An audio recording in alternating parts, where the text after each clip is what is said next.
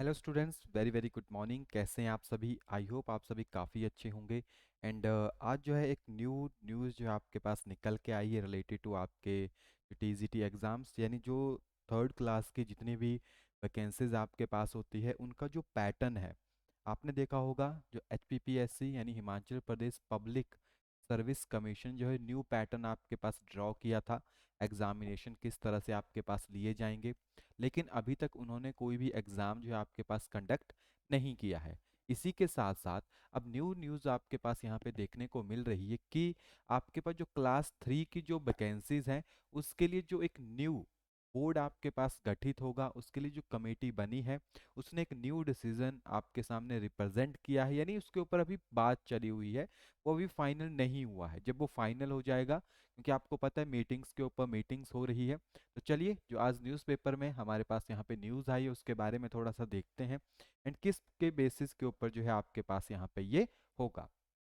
क्या कहता है आपके पास जो थर्ड क्लास की जितनी भी आपके कर्मचारी हैं उनकी जो भी भर्ती होगी उसमें अब थोड़ा सा जो पैटर्न है उसमें चेंज किया जाएगा, जिसमें जो ओ एम आर शीट्स का पैटर्न है उसको ख़त्म करने की बात चल रही है।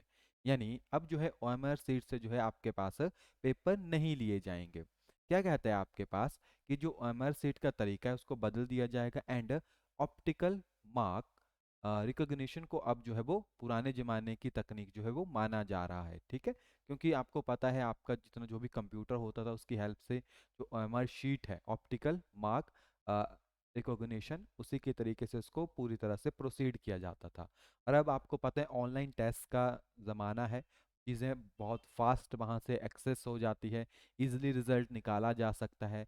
तो क्या कहते हैं आपके पास कि भर्ती प्रक्रिया को बदला जाएगा एंड जो एमआर शीट है उसके सिस्टम को बंद कर दिया जाएगा, क्योंकि इससे क्या कहते हैं कि पेपर लीक होने की आशंका जो वो काफ़ी ज़्यादा होती है। इसके बजाय अब कंप्यूटर आधारित यानी तो आपके पास सीबीटी आधार पर परीक्षा होगी, जैसे आपके पास नेशनल टेस्टिंग एजेंसी हो गई, स्टाफ सिलेक्शन कमीशन आपके पास हो गया, रक्षा क्षेत्र। आपको पता है जो आर्मी के अभी एग्जाम्स हुए थे वो भी ऑनलाइन हुए हैं। पहले क्या होता था कि ऑनलाइन एग्जाम्स के लिए सेंटर अवेलेबल नहीं होते, सफिशिएंट नहीं होते थे।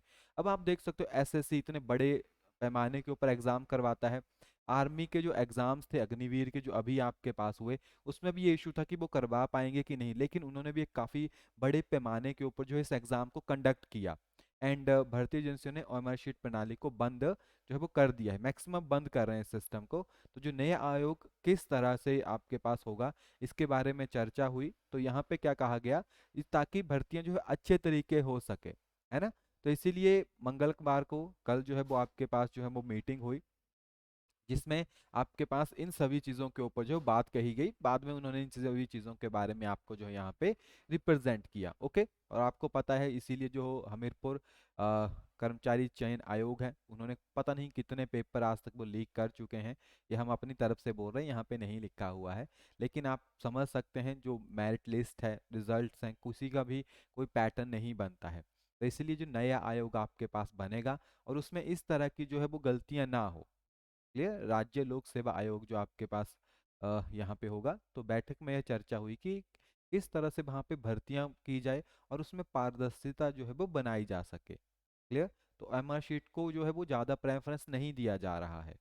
उनका मानना है कि अगर आप चाहते हो कि अच्छे तरीके से भर्तियां हो तब आपको थोड़ा सा इसमें लेटेस्ट पैटर्न जो है वो लाना पड़ेगा। यानी अब उनका मानना है कि जो कंप्यूटर वेस्ड यानी सीबीटी आपके पास है, सीबीटी को जो है वो थोड़ा सा एडवांस वे में जो है वो यहाँ पे लाया जाए। बहुत अच्छा विचार है हमारे पॉइंट ऑफ व्यू से भी, और आई होप सभी को ये सही लगेगा, क्योंकि मैंने आपको पहले भी मेंशन किया था कि ओएमआर शीट चलो ठीक है, लेकिन अब जो है आपके पास लेटेस्ट टाइम आ चुका है, तो कंप्यूटर मोस्टली सभी को यूज़ करना आता है, जिसको नहीं आता उसके लिए भी अब ये कंपलसरी है कि कंप्यूटर आपको आना चाहिए थोड़ा बहुत यूज़ करना, और इजी हो जाता है आपके लिए कंप्यूटर्स के अंदर किसी भी पेपर को देना।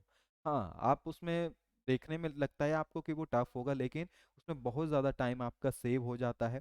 आपको बार बार और मिस्टेक होने की गलती भी नहीं रहती, जैसे आप कोई ऑप्शन गलत कर दो, आप उसको फिर से वहां से जब तक पेपर सबमिट नहीं होता तो आप उसको चेंज कर सकते हो। ये बहुत अच्छी एक वहां पे जो है वो चीज़ें होती है। बाकी किस तरह से कंडक्ट होंगे, तो अभी जो है नेक्स्ट मीटिंग की बात कही गई है आपके पास 17 जून को, यानी नेक्स्ट मंथ तक। तो जैसे कुछ बच्चे कह रहे थे कि सर कब होगा टेस्ट, क्योंकि आपको पता है जो आपका पब्लिक सर्विस कमीशन है उसका जो प्रोसेस है वो थोड़ा स्लो है, क्योंकि उनके पास इतना स्टाफ भी अवेलेबल नहीं है। कि जो वो टेस्ट आपके पास करवाते हैं वो तो चले रहेंगे क्लास 1 एंड 2 के, क्लास 1 एंड 2 में इतनी ज़्यादा जो क्राउड है वो नहीं होती है। लेकिन जब बात आती है थर्ड ग्रेड की, फोर्थ की, तो इनमें क्या होता है काफ़ी ज़्यादा कैंडिडेट जो हैं वो अवेलेबल होते हैं। तो इसीलिए जो है इसके लिए एक बहुत बड़ा सिस्टम चाहिए होता है। तो हो सकता है जो आपके पास बात कही जा रही थी टीजीटी एग्ज़ाम्स की, कि पीजीटी तो आपको पता है आपका जो पब्लिक सर्विस कमीशन है वो ही लेगा, लेकिन जो टीजीटी है, हो सकता है अगर आपके पास जो एचपीपीएससी ले तो जो पैटर्न आपके पास उन्होंने दिया वही आपके पास रहेगा। लेकिन अगर ये नहीं निकलता है, आप जैसा समझ लो टीजीटी नहीं निकलता है, क्योंकि अभी कंडक्टर की वैकेंसीज हैं वो होगी, जेवीटीज के कमीशन है वो होंगे, यानी बहुत सी चीजें हैं आपके पास, यानी ये तो उन्हीं के बाद होगा अगर आपके पास निकलेगा भी। तो अब जो कंडीशन लग रही है मोस्ट प्रोबेबल कि आपके पास जो टीजीटी है, जो न्यू कमीशन आपके पास बनेगा, मोस्टली 50% लग रहा है कि उसी के थ्रू होगा। तो हो सकता है कि आपके पास जो पेपर 1 एंड पेपर 2 का जो पैटर्न उन्होंने मेंशन किया था वो ना रहे।